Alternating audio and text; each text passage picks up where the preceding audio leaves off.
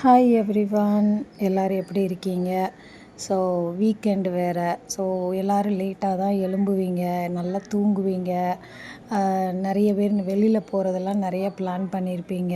But என்னோடய weekend வந்து always busy தாங்க. காலையிலே எழும்பி கிளாஸுக்கு ரெடி ஆயாச்சு. எழும்பி ரெகுலராக குடிக்கிற நம்மளோட சுடு தண்ணி.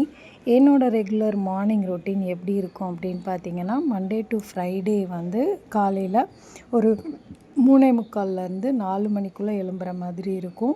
அதுக்கப்புறம் சாட்டர்டே சண்டே பார்த்தீங்க அப்படின்னா காலையில் வந்து ஒரு 5:30 அந்த மாதிரி நான் எழும்புனேன்னா என்னோடய ரொட்டீன் ஸ்டார்ட் பண்ணுறதுக்கு கரெக்டாக இருக்கும். ஸோ நான் வந்து எனக்கு வந்து ஆசையே என்ன அப்படின்னா, காலையில் ஒரு 7:30 வரைக்கும் நான் தூங்கணும். இதுதாங்க என்னோடய ஆசை. ஏன்னா இப்போ வந்து என்னால் அப்படி தூங்க முடியாது. நான் காலையில் எழும்பியே ஆகணும், அந்த ஒரு கட்டாயம்.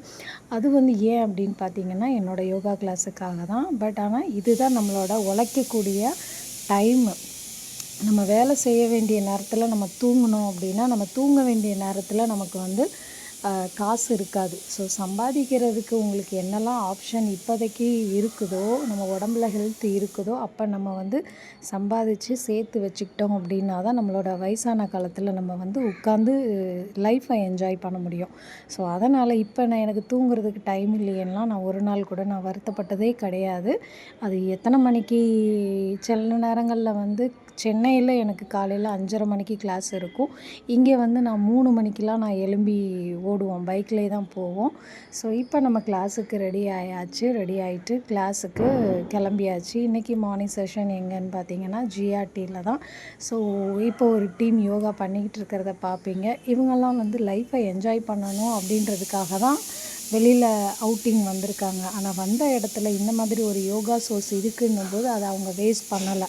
ஆனால் நம்ம இந்த மாதிரி பண்ணுவோமான்னா டவுட்டு தாங்க.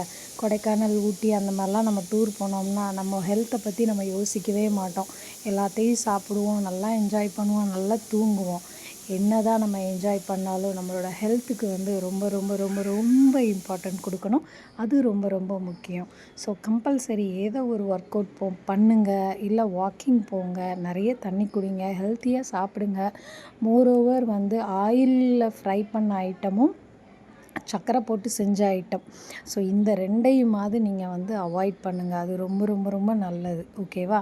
So stay healthy.